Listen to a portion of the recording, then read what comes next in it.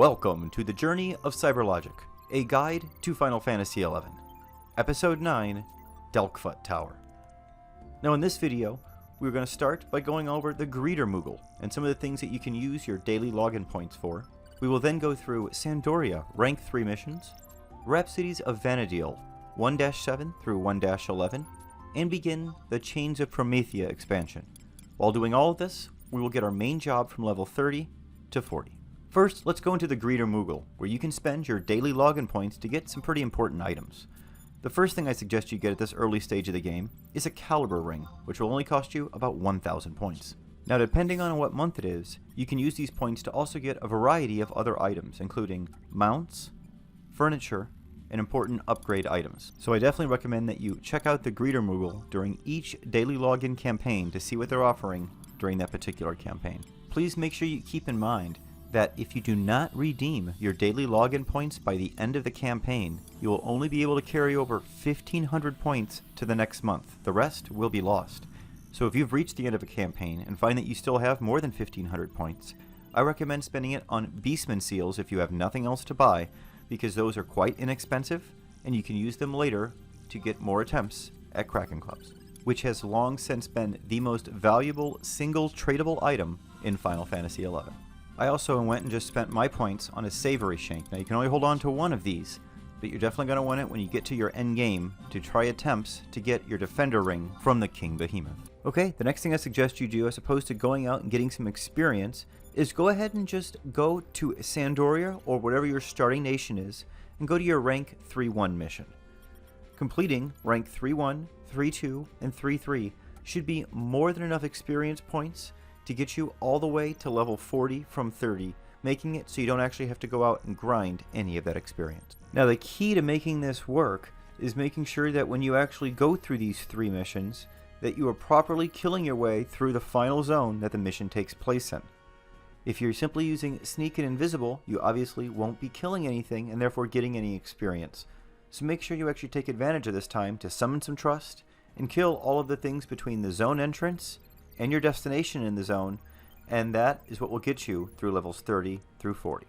Now for us, on mission 3.1 in Sandoria, this means we head to Devoy. And between the zone entrance and this NPC that we see right here, we want to kill all of the orcs that we see. Doing so allowed me to get from level 30 to 34.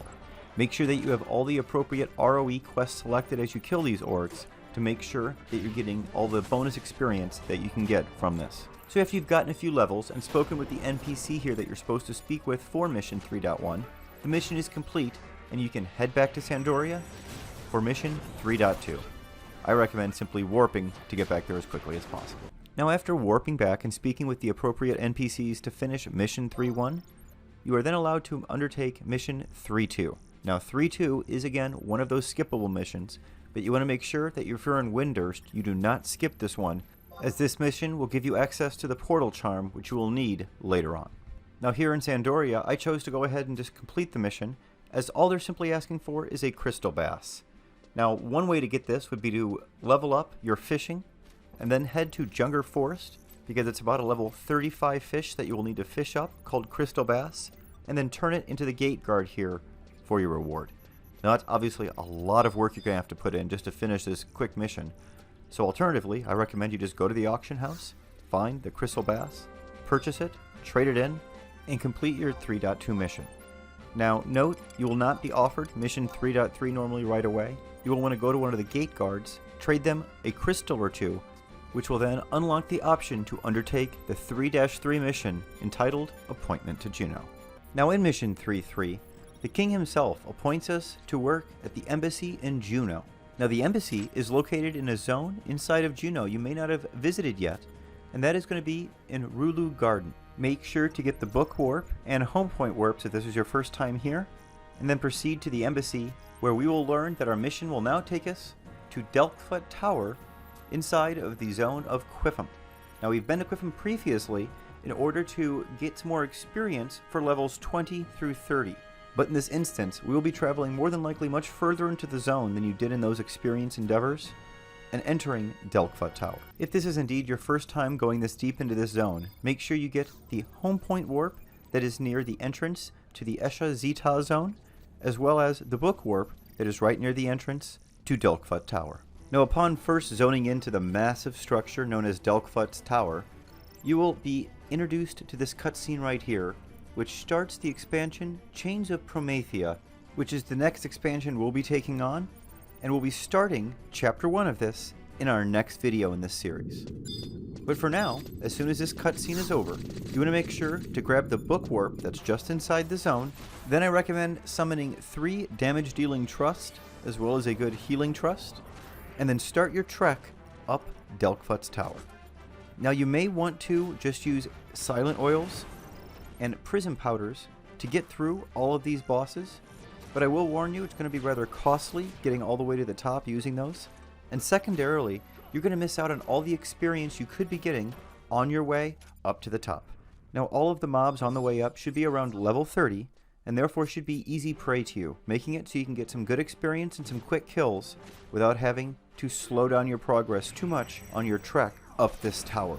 Now each floor has a very specific entrance and exit, as well as some other locations on the floor that may produce some opportunities for notorious monster kills, or locations where you can drop down to the floor beneath you. You largely just kind of want to ignore all of that for now, and just try and get from the starting point of each floor to the ending point of each floor that will take you on to the next. If you have purchased all of the magical maps as I previously recommended, then you obviously should already have this one, which would make your trek up the tower substantially easier.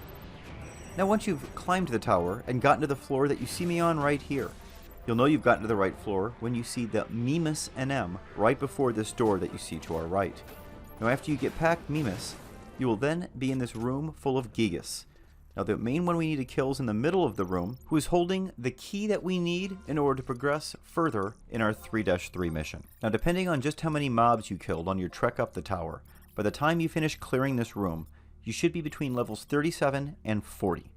Now I recommend staying on this level of the tower and taking out Gigas until you obtain level 40, as it will be important to have that as your minimum level going forward for all the other things that we need to accomplish. I was level 39 after I finished clearing this room, only about 1,000 experience shy of level 40.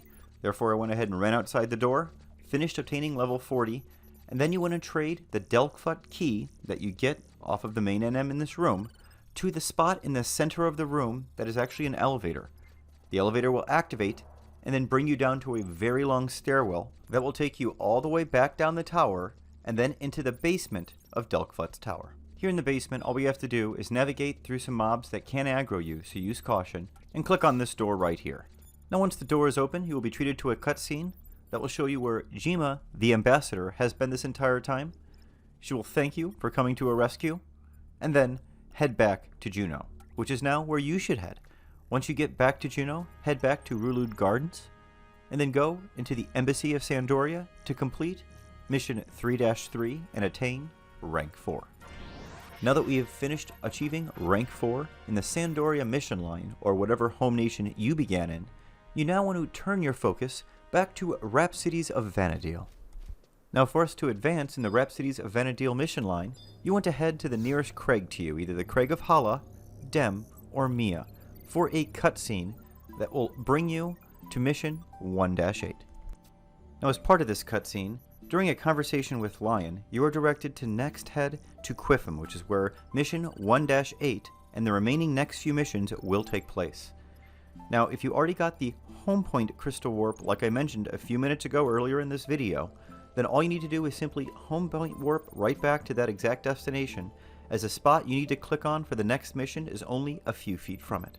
Now the spot you're looking for is actually the undulating confluence, which is the entrance to Esha Zeta, so make sure you remember that in the future. Clicking on it a single time will treat you to a cutscene that will have in it the makings of the beginning of a fight. As soon as you're out of that cutscene, clicking on the undulating confluence again will start that fight, so you want to make sure that you summon all of your trust first. Now if you are level 40, as I'm suggesting as part of this guide, then this fight that you're about to undertake is easily the most challenging that you have encountered in your time in Vanadiel to date. So let's first talk about trust selection. I absolutely recommend bringing a tank, because even if you're on Ninja, this is not a trivial fight to tank, and because of all the monster's abilities to strip away your shadows, you just aren't ready for that kind of fight yet, at this point in the game.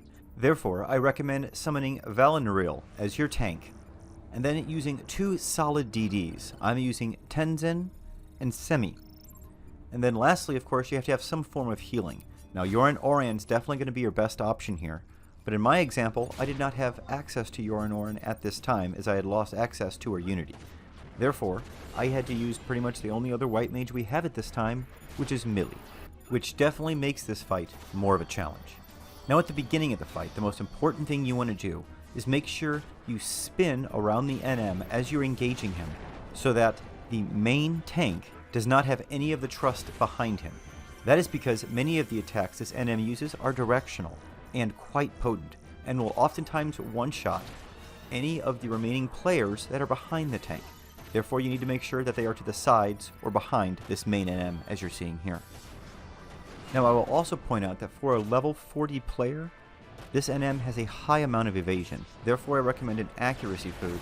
I'm just using a cheap jack-o'-lantern here to give me a small accuracy boost. Now, all damage that you can possibly do to this NM is capped at 50 damage per hit. Therefore, trying to overwhelm it with any huge abilities that would do devastating damage really isn't going to be that useful here. One of the best ways to get more damage in is multi-hit weapon skills, as each one of those hits can do 50 damage. Now, this NM is going to give you a taste of what endgame content is like, but I will warn you that most of the other challenges that we're going to face over these next 60 levels aren't going to be anywhere near as challenging as this fight, as this is really just kind of showing you what that endgame content will be like.